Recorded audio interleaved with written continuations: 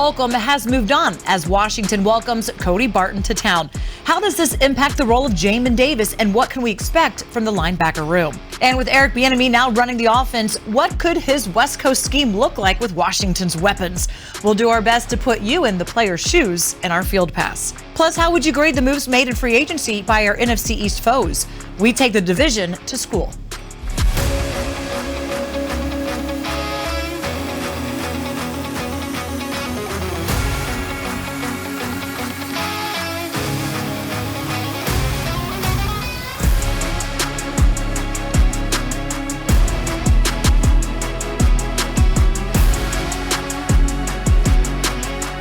And welcome on into Command Center. Julie Donaldson here with you, and we have a packed house for you today with a lot of great content to get to. We have Logan Paulsen, Fred Smoot, and Santana Moss here, and we are talking about free agency. And guys, I want to kick this one off with, look, everybody gets excited for the new additions, but how can you, Santana, judge what the team has done when it's going to be months before we actually see them on the field? I think you can give us a fair, judgment when it comes to saying that we went out there and we definitely went out there and said we have some areas of need, and we addressed those areas of need. I know Fred could break it down, Logan could break it down, but I think at the end of the day, we got it done, and we got some key players that can help us or be, key contributors to this season. Most definitely. I understand we filled the gaps. Cornerback, linebacker, offensive lineman. I thought they did a great job of that. I think fans get really excited for the big names, but sometimes those small names are the ones that make the biggest difference. Yeah. And one of them that we're going to be focusing in on now is in the linebacking room, and that is Cody Barton. He comes to Washington from Seattle. The 26-year-old spent the first 4 years of his career in Seattle, serving mostly on special teams unit this past season, where he saw an increased action at middle linebacker, though. He has 136 combined tackles last year. They were second most on the Seahawks, and that would have led the Commanders' defense had those numbers a fit here. And as it currently stands, Washington now has 8 linebackers on the current roster. David Mayo, the most experienced member of the bunch, appearing in 115 games during his 9-year career. Meanwhile, the former 2021 first-round draft pick, Jamin Davis, continues to grow at the position, leading the Commanders with 104 combined tackles last season. Cody Barton, the newest member, of course, joining the unit as well. So how do we feel about the linebacker unit this year? Look, Barton comes in, going to take over for Cole Holcomb with that green dot. Jamin Davis did it a little bit at the end of last season as Holcomb went down to injury. But Fred, what are you expecting from Barton in this unit? I'm expecting a lot. First of all, he's a guy that started his career off his special teams. I love guys that start from the bottom and get to the top. Now as a full-time starter, you got to see him play last year. He showed you not only can I handle the A and the B gap, I can cover, I can go get sacks, and that's what I like to see from my linebacker. But what I really like is, you see that cherry blossom back there? He's starting to blossom at the right time, and he is a guy that we have to ask the question, can he lead and can he call plays? I totally agree, Fred. I mean, I think converted safety, a guy with excellent coverage ability, guy with some snap to him. I think that gets you excited. A little bit more instinctive run player than Cole. It'll be interesting to see how he develops. And Santana, let me bring you in here because, look, Jamin Davis did wear that green dot at a certain point. If it is on Barton, what does it mean for where Davis fits in this unit? That's a great question. And I hate to say, he might not be on the field on third downs. That's something that Logan pointed to us, when we were talking about this. But I think Jamin Davis is one of those guys that regardless of when he's on the field and when he's not, he's going to be a difference maker. Yeah. Absolutely. And when it does come to Davis, then, we saw him take some great strides from his rookie season to his second year. The game kind of slowed down from him a little bit. You saw him grow in his confidence and his instincts kind of take over, letting the athleticism come to use. So, Logan, what can we get from Jamin if this is his new role, taking some of that, responsibility off and just letting him go out there and fly around? Yeah, I mean, I definitely think he's a guy that's going to ascend. I think he's on the right trajectory. We talked about the blossoms with Barton. I think he's kind of the same way, getting better each and every day, getting much more intuitive, much smarter, understanding the techniques he needs to play with, and how to match in pass coverage, right? This defense is very challenging on the linebacker, a lot of intellectual load. Every year he's gotten better. I expect him to get better this year as well. What I did like about Jamin last year, he stopped thinking. Yeah. The one thing defensive coordinators tell us, you think long, you think wrong. I seen him just say, you know what, I'm going to go out here and I'm going to play football. I'm going to go swap paint with the other guys on the other side of the ball. I want to see his tenacity and intensity raised to another level. And that happens usually when you're through thinking and just go out there and play football. And Santana, you were saying as well that year 3 is really the year that you get to know who these guys really are, is more that household name and what to expect. I speak that from experience. I was a guy that year 3 was the year for me, and I saw so many other guys that came in with big names or first-round draft picks. I had an injury early in my first year. Jamin wasn't injured, but he had when it came to playing positions, he was out of position a lot. So second year was kind of like one of those learning years, and then you saw him make a lot of plays. Year 3 is when he become a household name. Yeah. If he's going to be one of those guys that we talk about, moving forward, he's going to do that this year. So when it comes to the unit and the additions that they have, the losses that they suffered as well, where are we in feeling confident and where this unit currently lies right now, Logan, going into next season? I mean, Fred Santana, I think it's a group that needs to improve, right, Julie? A group that we can add depth to, and guys like these are good football players, but they're unproven football players, right? Yeah. Cody Barton specifically. I think you just want to add some depth, add some veteran experience, because you can never go wrong adding good football players. Yeah. No, never go wrong with adding them. But the thing is, we play a 4-2-5, so we're going to have a lot of linebackers. And the question is, with these linebackers, look at them. These are athletes, sideline to sideline. The question is, what about that A gap? What about that B gap? And one of the things Barton was saying about coming here is he is excited to play behind that D line, which takes a little bit of pressure off of them, but not to diminish how important their role is on the field. It's a unit that, for a couple of years now, we've been saying we've wanted to see some good production out of them. Hopefully this is the offseason. We're going to get even more growth there. Now, if we're talking about linebackers, make sure you head on over to commanders.com and read about Jamin Davis's recent trip to Japan, where he got a chance to host a football camp for military service members and their kids. And for plenty of great stories like this one, of course, make sure you bookmark commanders.com or just download the app today. Make it easy. It's right there. Now, as we continue to get to know this year's free agent class, we dive deeper into the numbers from new linebacker Cody Barton. After mainly serving on special teams for the first 3 years of his career, he saw an increased role in 2022, making 11 starts, including the final 6 games of the season. The former third-round pick finished the year with that 136 combined tackles, second most on the Seahawks. Cody, congratulations. How's it feel now to be officially Washington Commander, going all the way to the other side of the country for this? Feels good. Yeah. I'm excited, very excited. It's a big move across the country, but no, I'm looking forward to the opportunity, and I'm happy, really happy. That's key, certainly. Yeah. What is it that made Washington kind of appealing and the right fit for that next chapter for you? Honestly, I didn't even know they needed or wanted a linebacker or had any interest at all. Gave me a call on Monday, or gave my agent a call, I should say. And he hit me up, and the power in their language of expressing how just their belief in me and their want for me and stuff, that was obviously pretty persuasive, and it was strong in their language, and it's good to feel believed in and wanted, and where they see you as a big role in their team. And so that was obviously a big thing, and it's a defensive team, got a great defense. I do my research a little bit, call around people that have played here before and said, the staff is awesome, the players are awesome, the culture's great. And, it took us but 5 minutes to decide, and we're like, let's do it.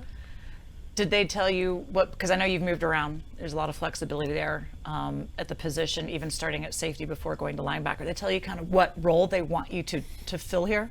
Yeah, Mike, which after my last year in Seattle, that was something I wanted, express that I wanted to be somewhere where, I could be able to play Mike and flourish that position, and they expressed their interest in me and their belief in me and want me to play Mike, and I was like, it almost seemed too good to be true. And I was like, we got to do it.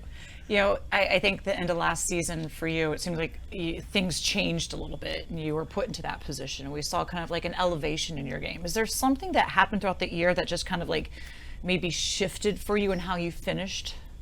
Yeah, those first. It's actually kind of an interesting story. My first 3 years in Seattle, only did special teams, and I played a couple games my rookie year, a couple my second year, a couple my third year, just when guys went down. But then last year was my first real opportunity to start, and my first 8 games or whatever it was, about the first half of the season, I would have some really good plays, but also some really bad plays. Just kind of up and down, But I don't know. It was around the bye week after we played Munich. We played the Buccaneers, and then after that, I felt like my game just kind of took off and just really good, consistent ball. And I don't know, just mentally everything seemed to slow down. Just felt, I don't know, just more confident, comfortable, and just I don't know. Just from there, it just kind of took off, and started putting some really good tape out there, and just I don't know. It was a mental thing, obviously. Just things seemed to slow down, and I don't know. the upside to your game, I think, is one of the reasons this team is kind of excited to bring you in and be able to see you continue to build off of what you were accomplishing last season. You also have a familiarity with Coach Russ, your linebacker coach. Yep. Played in the league. Then you also coach Del Rio, linebacker, Coach Rivera, fellow linebacker. What's it going to be like playing with so many that actually played your position as well? I mean, it's going to be an amazing opportunity just to learn from them, pick their brains, guys that have done it and had the experience and, at my position, you know what I mean? It's awesome. And just to be able to just learn the things and grow as a player from them, that's what I'm looking forward to, is just looking for ways to continue to elevate my game. Playing behind this D-line, when you look at those guys that are in that front of you, what does that get you excited for? To be able to make plays, Yeah, the D-line here is amazing. I obviously did my research and some really good players up front. And that's going to be fun to play behind them and, let them do their thing and then, learn this defense and how we fit off them. And, there's a lot of things going through my head. I'm just excited for, everything going on. A quick programming note, at the end of the month, Command Center will be leaving NBC Sports Washington, but it does not mean the show's going to end. We will continue to deliver the best content involving your favorite team. You can watch new episodes of Command Center each week on the team's website and YouTube channel. And coming up, Eric Bieniemy has been a big factor for several free agents landing in Washington. We hit the practice field to preview what the offense might look like this fall under him. And you can get ahead of the game and secure your luxury suite for the 2023 season. Experience the excitement of a Commanders game from the climate-controlled comfort and privacy of a luxury suite. Enjoy gourmet catering options, VIP parking, and more for you and your guests. Learn more and place your suite deposit for the 2023 season at commanders.com/suites.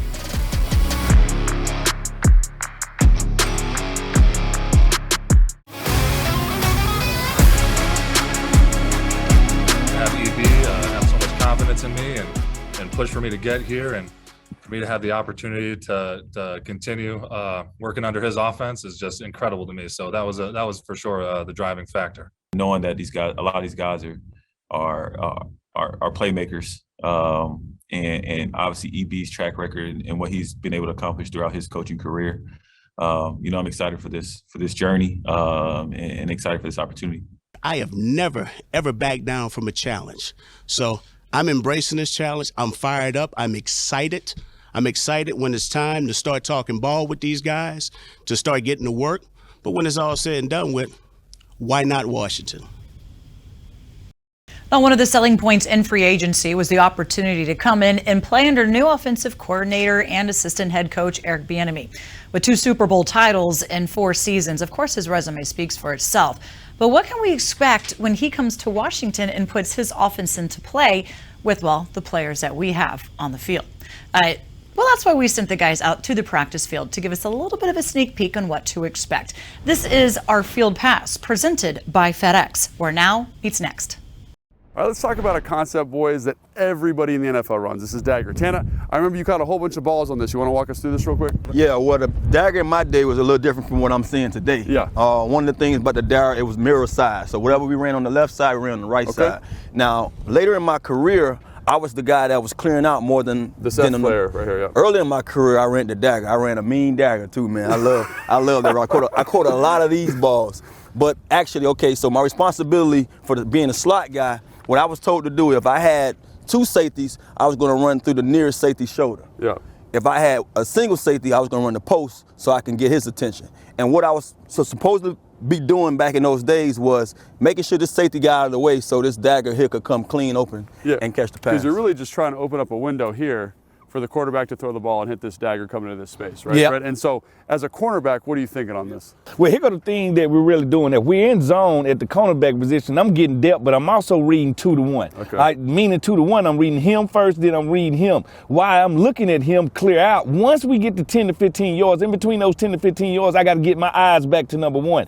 By the time I get my eyes back to number 1, he's already crept inside of me, and that's all he needs is that inside leverage. Now, the strong safety is gone, the linebacker has pushed out, and there go that big old window. And the one thing we hate as cornerbacks, this is run and catch. Yeah. This is one of these things where they catch it right here in the middle, turn it up, you got a touchdown. And like you said, Fred, this is one of those things that's a big play for defenses, against defenses, and teams are getting smart, man. They're being a little bit more aggressive here, playing this with a little bit more man, shading to the inside, right? Yep. And it's getting harder and harder to complete these balls in third and long situations, right? So what I like to see is teams taking advantage of aggressive defenses, right? Yep. So you get this corner here who's going to play this like man versus quarters versus this vertical stem. Yep. What does this do for you in your read? Well, this is who is actually zeroing in on this safety right here. Okay. And then it's not just the safety, it's the safety's leverage. Because I'm going to try to hold on as much as I can to hold off to let this throw be thrown. Yeah. But once he commits in here, I have to go with him. And when I go with him, now you're talking about over the outside shoulder. It's only him in the sideline in that play. Yeah, because if you don't attack this, right, they're going to throw the dagger, right? Yes. Tana, what do you think about this this corner right here by the F? Well, I would love it. I wish I had a chance to, do this back in my day. But one of the things I see now is you can take advantage of it because some of the times you get into one of these guys. Now, let's say hypothetically speaking, what if his corner is smart enough like Fred was in his day, and he know it, he done saw it on film. So he said, you know what, I'm gonna stay back here because I know at the last, worst case scenario, I got somebody that's lingering around here that can shut down that inside man too. So if I'm this guy, I would want to hold off on it until I make my break so I can get him to jump it first before I get to the corner. Yeah, just kind of working the details of the route there. So when I look at this offense, I say, this is the concept that everyone's. EB runs this. I love how he's added this addition here, this corner to the dagger, putting this cornerback in a bind, putting this safety in a bind, showing him some different stuff. Really exciting offensive football. The new dagger. I love that. All right, so we just drew up the dagger concept. Now let's talk about it in real time. Fred, obviously you're going to play DB. Tana's going to be the dig. I'm going to be the through. So the reason this works so well is because I'm going to take the safety out. You're playing quarters, Fred, right? Yes, so cover four. Going to play like man if we work vertical, right? Yep. So I'm going to take this hook, this safety player out of here, and Tana's going to have a one-on-one with a player with outside leverage, right, Tana? Yes, sir. Yep. And so that's an easy throw, right? Mm-hmm. Teams have now started to be more aggressive to dagger because everybody runs it, right? Yep. So they say, how are you going to play that, Fred, once he gets to 15? Once he gets to 15, I turn to man. It goes from cover 4 for me to now I'm trying to get inside leverage in him and I'm trying to break on the ball. Yes, let's walk through that real quick, Tana. And that makes it way tougher on you, right, Santana? Yeah. Yep. Right. So I only got one assignment. That's just getting to my dagger, getting to my spot. Getting to your spot, because I'm opening this hole. But if Fred squeezes this play is dead, right? Yeah. So what you see in Eric Bieniemy's offense is a little bit of a wrinkle, right? I'm running a clear route on a player with inside leverage, and Tana's running a player that's trying to get to inside leverage. So let's walk that one more time. I'm going to walk up here. Fred's going to attach that because it's nice like man coverage. And then now I'm going to run a corner versus a player with inside leverage, and I'm going to be wide open over here. Mm-hmm. So this is basically EB understanding how defenses are evolving to defend high-level concepts, right? Yep. It's putting you in a tough spot.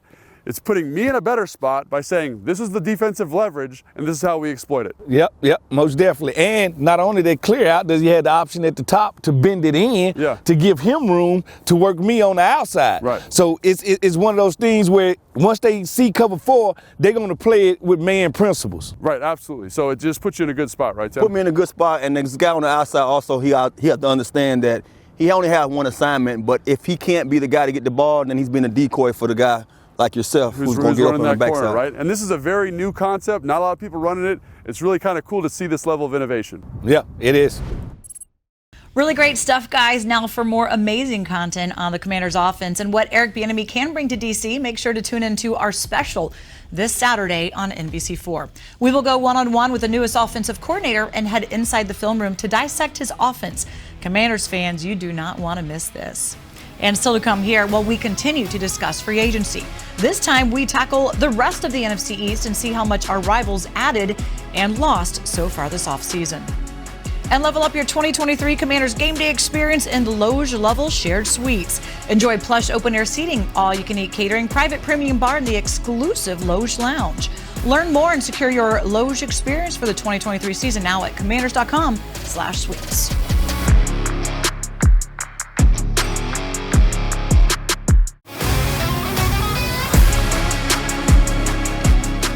time now for our keys to winning, presented by the Maryland Lottery. Play fast, win fast with fast play games from the Maryland Lottery.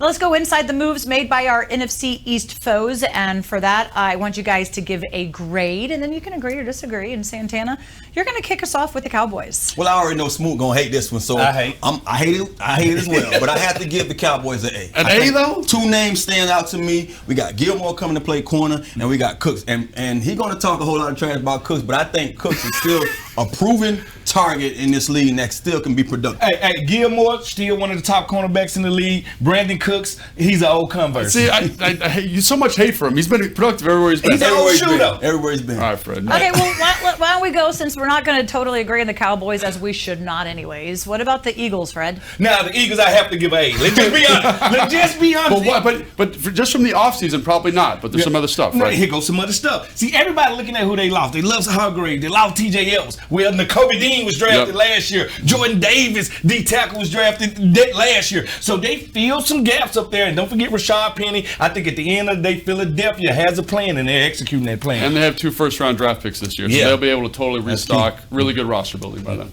Yeah, I don't really like hearing that, but it's what Philadelphia is doing right now, the trend that they are on. How about Logan close us out with the Giants? Yeah, I'm gonna give the Giants a B-, C+. I'm the biggest Darren Waller fan you ever see. I got Darren Waller pajamas, right? Yeah. He's been banged up, big contract, coming off an injury, right? What's he gonna be this year? I like the move piece. Saquon Barkley also coming off an injury 2 years ago. Can those guys stay healthy? I know they're dynamic, but I always get nervous about paying guys a lot of money who haven't been healthy. You're such a nerd. I'm so shocked that you left out Paris Campbell, because I feel like opportunity and chance work hand in hand. But what's he done lately? I think he'll play well being coached by great coach. Yeah, great coach. We'll see. Yeah, we'll see. I mean, that's what Fred says. It's time to blossom. So we'll see if some of these players do or do not. That's going to do it for this Command Center. We will see you next time, everybody.